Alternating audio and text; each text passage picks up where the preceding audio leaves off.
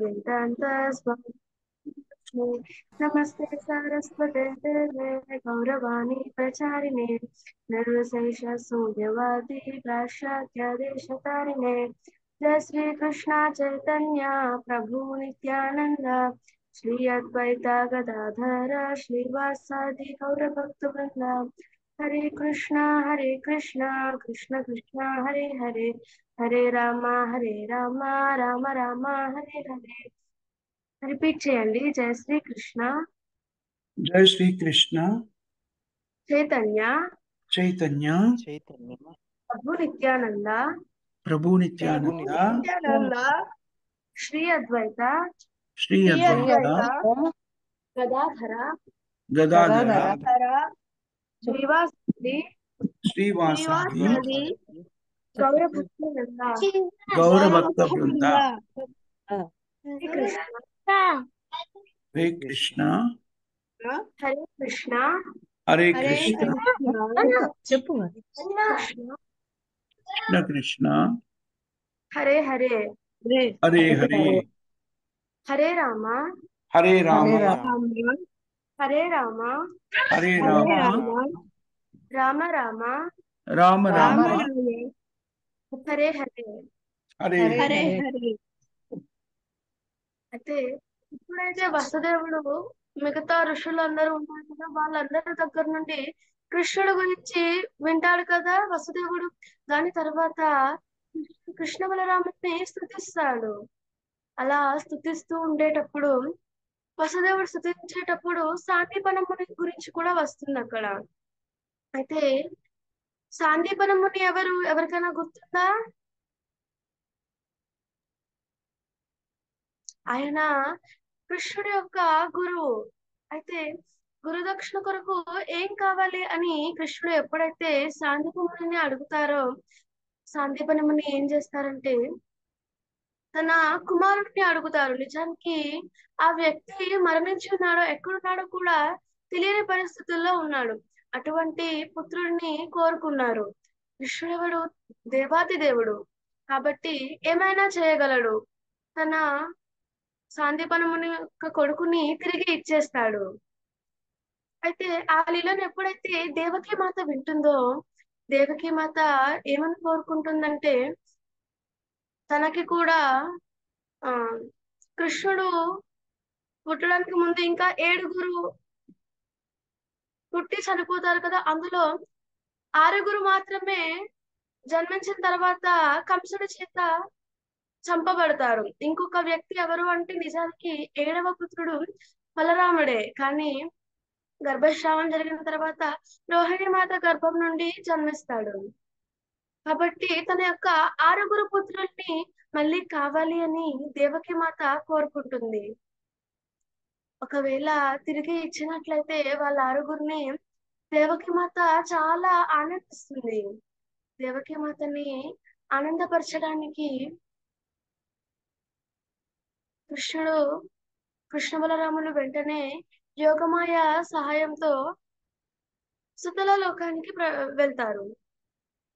సుతల లోకం నిజానికి ఎవరికి ఇచ్చారు అంటే, మీకు ఈ పాస్ట్ టైం తెలిసి ఉంటుంది కదా, వామన దేవుడి యొక్క పాస్ట్ టైం. ఒకసారి విష్ణు వామన రూపాన్ని ధరిస్తారు. వామన రూపాన్ని ధరించాక బలి మహారాజు దగ్గరికి వెళ్తాడు. బలి మహారాజు దగ్గరికి వెళ్ళి 3 అడుగుల భూమిని కోరుకుంటాడు.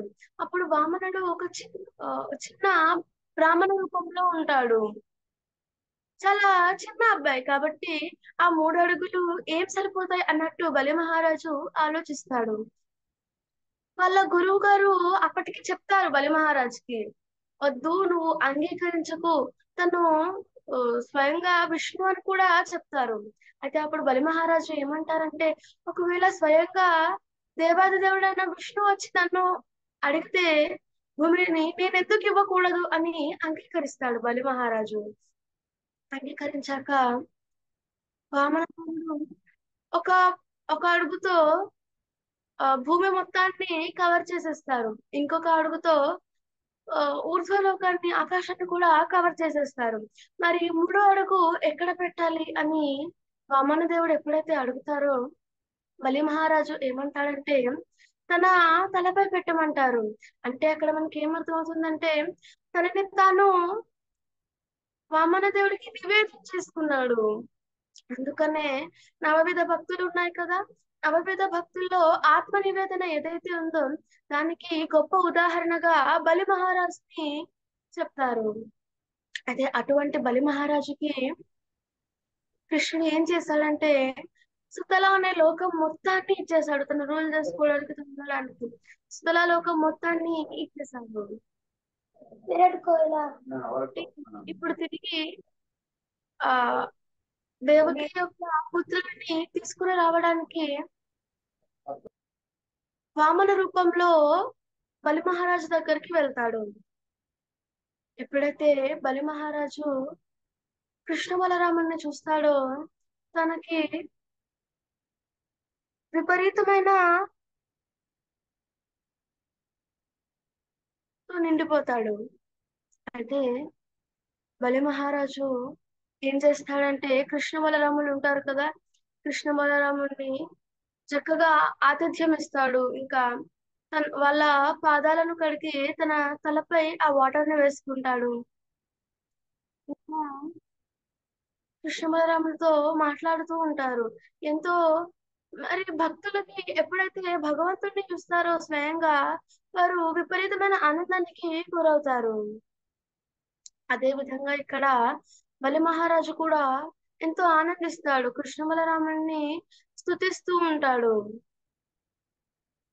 ఇంకా తన యొక్క స్థితిని ఆ స్థితిని చూసి విలపిస్తాడు. నిజానికి తను ఎటువంటి కుటుంబంలో జన్మించాడంటే ఆ దానవ కుటుంబంలో కదా జన్మించాడు. వాళ్ళు స్వభావరీత్యా ఎలా ఉంటారు అంటే కృష్ణ భక్తికి అడ్డంగా ఉంటారు, కృష్ణ భక్తిని చేయనివ్వరు వారు. అటువంటి వంశంలో జన్మించాలని బాధపడుతూ ఉంటాడు. కానీ కృష్ణుడు ఏం చేస్తాడంటే తను వచ్చే పర్పస్ ఏంటో దాని గురించి ఆలోచిస్తూ ఉంటారు.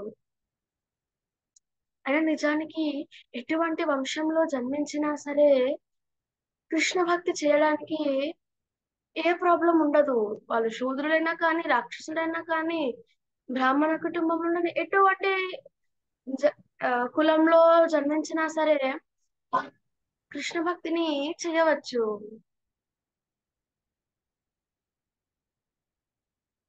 బలి మహారాజు యొక్క ప్రేయర్స్ ఏవైతే ఉంటాయో దాన్ని అన్నింటినీ కృష్ణుడు విని ఆనందిస్తాడు. దాని తర్వాత ఏమని మాట్లాడతాడంటే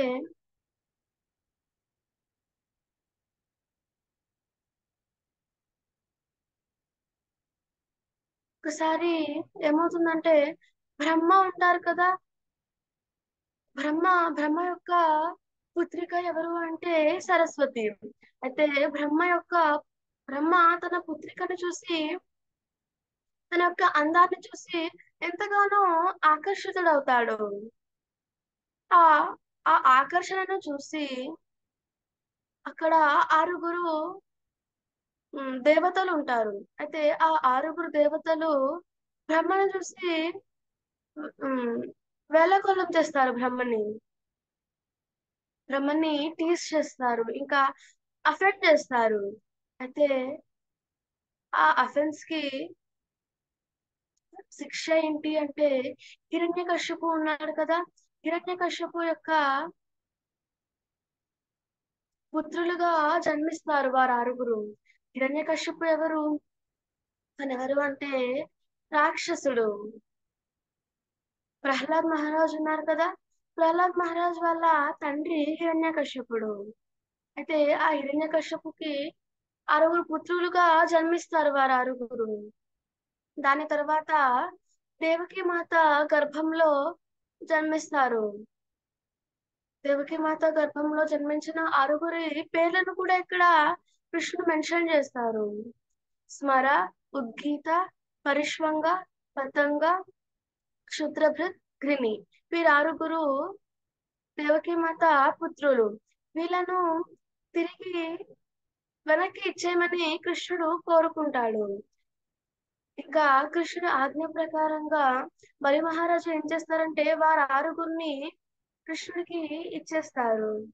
వారు ఆరుగురిని కృష్ణుడు తీసుకొని తిరిగి దేవకీ మాత దగ్గరికి వెళ్తాడు. దేవకీ మాత ఎప్పుడైతే తన యొక్క ఆరుగురు పుత్రుల్ని మళ్ళీ చూస్తుందో వారు చిన్నపిల్లల రూపంలో ఉంటారు. పుట్టిన తర్వాత ఎటువంటి సైజ్ లో ఉంటారు, చిన్నగా ఉంటారు కదా. ఆ రూపంలోని దేవకీ మాత దగ్గర ఉంటారు. దేవకీ మాత చాలా గారాబంగా వాళ్ళని చూసుకుంటుంది. ఆ విధంగా కృష్ణ బలరాములు దేవకీ మాతని ఆనందపరుస్తారు. దాని తర్వాత ఏమవుతుందంటే ఇదంతా నిజానికి సుఖదేవ గోస్వామి పరీక్షిత్ మహారాజుకి వివరిస్తూ ఉంటారు కదా శ్రీమద్ భాగవతంలో. అప్పుడు పరీక్షిత్ మహారాజు ఇదంతా విన్న తర్వాత తను ఇంకా ఎక్కువగా పాశ్రమ్స్ ని వినాలి అని అనుకుంటాడు. అయితే తన యొక్క ఆ, తాతగారు అవుతారు కదా అర్జునుడు. ఎందుకంటే పరీక్షిత్ మహారాజు పరీక్షిత్ మహారాజు అభిమన్యు యొక్క పుత్రుడు. అభిమన్యు అర్జునుడి యొక్క పుత్రుడు. ఆ విధంగా పరీక్షిత్ మహారాజు అర్జునుడు ఇంకా సుభద్ర ఏ విధంగా వివాహం చేసుకున్నారో దాని గురించి తెలుసుకోవాలి అని అనుకుంటాడు. సుఖదేవ గోస్వామి తెలియజేస్తారు ఆ స్టోరీ ఏమైంది దాని అంతటిని తెలియజేస్తారు. అయితే అర్జునుడు చాలా గ్రేట్ హీరో. తను ఏం చేస్తూ ఉంటాడంటే పుణ్యక్షేత్రాల అన్నింటినీ దర్శిస్తూ ఉంటాడు. అలా ఒకసారి ప్రభాస క్షేత్రాన్ని చూస్తాడు. అక్కడ ఏమవుతుందంటే వసుదేవుడు వసుదేవుడి యొక్క కుమార్తె సుభద్ర అంటే కృష్ణ బలరాముల సోదరి సుభద్ర. అర్జునుడికి మావయ్య కూతురు సుభద్ర అవుతుంది. అయితే అర్జునుడికి సుభద్ర అంటే చాలా ఇష్టం.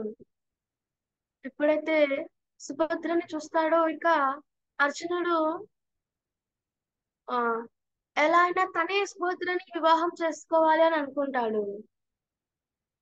బలరాముడు ఏమనుకుంటాడంటే సుభద్రాన్ని దుర్యోధనుడికి ఇచ్చి వివాహం చేయాలి అని అనుకుంటాడు.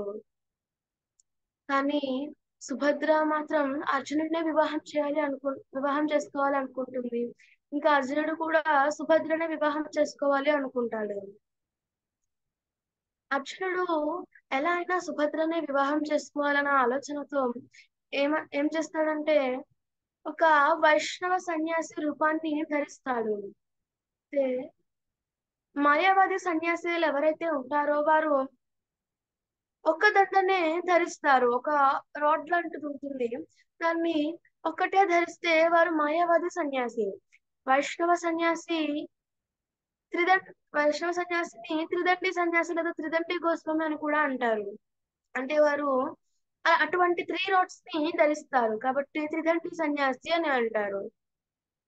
అయితే అది ఆ దేనికి చిహ్నం అంటే అది 3 పట్టుకోవడానికి కారణం ఏంటి అంటే మనసా వాచా కర్మన కృష్ణుడి యొక్క సేవలో ఉంటాను అని ప్రతిజ్ఞ చేయడం. అంటే ఎల్లప్పుడూ కృష్ణుడి గురించే ఆలోచించడం. ఏ పని చేసినా ఈ శరీరంలో ఎటువంటి పార్ట్తో ఏ పని చేసినా సరే కృష్ణుడి కోసమే చేయటం. ఇంకా ఇప్పుడు కృష్ణుడి గురించే మాట్లాడడం, కృష్ణుడి గురించి ప్రచారం చేయటం. దీనికి చిహ్నం ఆ త్రిదండి అనేది. అయితే సన్యాసి అని చెప్పబడేవారు దేశమంతా ప్రపంచమంతా తిరుగుతూ ఆ, కృష్ణుడి గురించి ప్రచారం చేస్తూ ఉంటారు. కానీ ఎప్పుడైతే ఇండియాలో 4 months రైనీ సీజన్ ఉంటుంది కదా, జూలై నుండి అక్టోబర్ వరకు, ఆ రైనీ సీజన్ ఏదైతే ఉంటుందో అప్పుడు ఏదో ఒక ప్లేస్ లో ఉండిపోతారు. ఇంకొక ప్రదేశానికి వెళ్లకుండా ఆ ఊర్లోనే ఆ ప్రదేశంలో ఉండిపోతారు. అప్పుడే చాతుర్మాస వ్రతాన్ని కూడా ఆచరిస్తారు. ఎప్పుడైతే సన్యాసి ఉంటారో ఆ గ్రామంలో ఉండే వ్యక్తులందరూ యూజ్ చేసుకుంటారు. ఆ సన్యాసి దగ్గర నుండి జ్ఞానాన్ని స్వీకరించాలని అనుకుంటారు.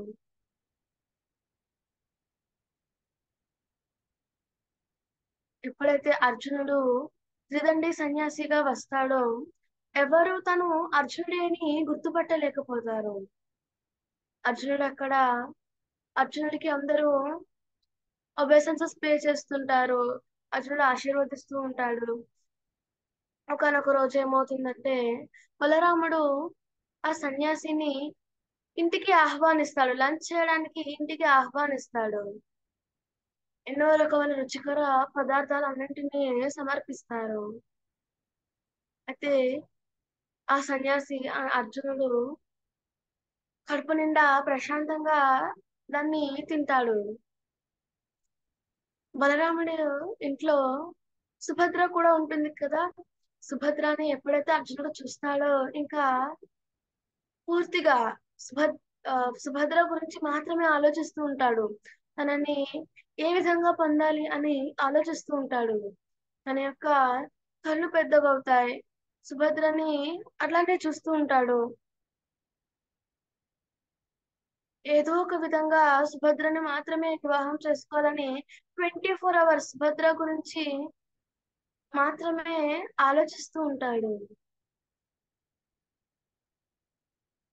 సుభద్ర కూడా అర్జునుడి గురించే ఆలోచిస్తూ ఉంటుంది. అర్జునుడిని మాత్రమే భర్తగా పొందాలి అని అనుకుంటుంది. ఒకసారి ఏమవుతుందంటే సుభద్ర రథంపై కూర్చొని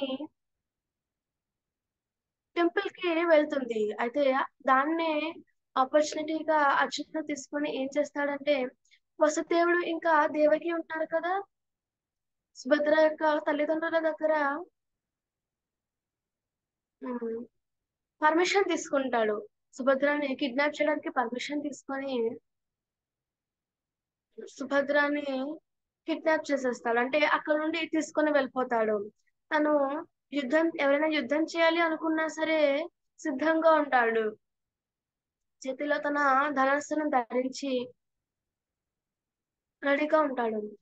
ఎవరైతే సుభద్ర ఫ్యామిలీ మెంబర్స్ ఇంకా ఎవరైతే ఉంటారో వారందరూ ఎంతో రోధిస్తూ ఉంటారు. ఎందుకంటే దుర్యోధనుడితో వివాహం చేయాలి అని అనుకుంటారు కదా! కాబట్టి దుర్యోధనుడు వాళ్ళందరూ విలపిస్తూ ఉంటారు. అయినా సరే అర్జునుడు దానంతటిని లెక్కించకుండా ఎలా అయితే సింహం ఉంటుంది కదా! సింహం తనకు కావాల్సినవి తీసుకొని ఇంకా వెళ్ళిపోతుంది. అలాగే సుభద్రని తీసుకొని ఇంకా వెళ్ళిపోతాడు అర్జునుడు. ఈ విషయం ఎప్పుడైతే బలరాముడికి తెలుస్తుందో తను సన్యాసి కాదు అర్జునుడే అని, సుభద్రని అపహరించాడు అని ఎప్పుడైతే తెలుస్తుందో బలరాముడు చాలా క్రోధిస్తాడు. అలా క్రోధించేటప్పుడు హ్మ్. కృష్ణుడు ఉంటాడు కదా! కృష్ణుడు అర్జునుడి వైపు మాట్లాడతాడు. బలరామ సుభద్రకి అర్జునుడిని మాత్రమే వివాహం చేసుకోవాలి అని ఉంది. అర్జునుడు కూడా సుభద్రని మాత్రమే వివాహం చేసుకోవాలి అని అనుకుంటున్నాడు. కాబట్టి సుభద్ర అర్జునుడు కలిసి ఉంటేనే ఇంకా ఆనందంగా ఉండగలుగుతుంది సుభద్ర. నీకు సుభద్ర ఆనందమే కదా ముఖ్యం అని ఎప్పుడైతే కృష్ణుడు చెప్తాడో బలరాముడు శాంతిస్తాడు. ఎప్పుడైతే సుభద్రకు కూడా అర్జునుడే ఇష్టం అని తెలుస్తుందో బలరాముడికి ఇంకా ఆనందించి ఆ కట్నం అనేది ఇస్తాడు. కట్నంగా ఏమిస్తాడంటే ఎన్నో ఎలిఫెంట్స్ ని, రథాలని, గుర్రాలని, ఇంకా సర్వెంట్స్ ని కట్నంగా ఇస్తాడు బలరాముడు. ఈ విధంగా సుభద్ర ఇంకా అర్జునుల యొక్క వివాహం జరుగుతుంది. దాని తర్వాత పరీక్షిత్ మహారాజు ఇంకా ఎక్కువగా కృష్ణుడి గురించి వినాలని అనుకుంటాడు సుఖదేవ గోస్వామి దగ్గర నుండి. అది భక్తుల యొక్క లక్షణం. ఎంతగా వారు కృష్ణుడి లీలలను శ్రవణం చేయాలి అనుకుంటారంటే ఎంత చెప్పినా సరే వాళ్ళకి ఇంకా సాటిస్ఫాక్షన్ అనేది ఉండదు. ఎంతో ఆనందిస్తారు. కృష్ణుడి యొక్క లీలలను ఎప్పుడైతే శ్రవణం చేస్తూ ఉంటారో వారు ఎంతగానో ఆనందిస్తారు. కానీ కృష్ణుడి యొక్క లీలలను ఎంత విన్నా సరే అందులో ఇంకా ఇంకా వారు వినాలి అని అనుకుంటారు. పూర్తి ఆనందాన్ని అనుభవిస్తారు. ఆనందాన్నే కదా మనందరం కోరుకుంటాం. జీవాత్మ యొక్క సహజ స్థితి ఆనందాన్ని కోరుకోవడం. ఎందుకంటే కృష్ణుడు ఎల్లప్పుడూ ఆనందంగా ఉంటాడు. మనం కృష్ణుడి యొక్క అంశలం కాబట్టి మనం కూడా అనుక్షణం ఆనందం కోసమే ప్రయత్నిస్తూ ఉంటాం. ఆనందాన్ని పొందాలి అని అనుకుంటాం. అయితే ఎప్పుడైతే కృష్ణుడి గురించి వింటామో అందులో మనకు అర్థమవుతుంది. పరిపూర్ణమైన ఆనందాన్ని అనుభవించగలుగుతాము. ఎప్పుడైతే అంతటి ఆనందాన్ని అనుభవిస్తాడో ఇంకా ఇంకా కృష్ణుడి గురించి వినాలి అని అనుకుంటారు భక్తులు. అదే విధంగా పరీక్షిత్ మహారాజు కూడా కృష్ణుడి యొక్క గొప్ప భక్తుడు కాబట్టి ఇంకా ఇంకా కృష్ణుడి గురించి వినాలి అని అనుకుంటాడు. అప్పుడు సుఖదేవ గోస్వామి ఏం చేస్తారంటే కృష్ణుడు ఎలా అయితే శృతదేవ ఇంకా బహుళాశ్వ అనే ఇద్దరు వ్యక్తులని ఏ విధంగా కలుసుకుంటాడో దాని తర్వాత వాళ్ళతో ఎటువంటి లీలలను చేస్తాడో దాని గురించి సుఖదేవ గోస్వామి తెలియజేస్తారు పరీక్షిత్ మహారాజుకి. దాని గురించి మనం నెక్స్ట్ తెలుసుకుందాం. ఇప్పటి వరకు అందరికి అర్థమైంది. ఎవరికి ఏమైనా క్వశ్చన్స్ కానీ కమెంట్స్ కానీ కరెక్షన్స్ కానీ ఉన్నాయా మాట్లాడేసరికి?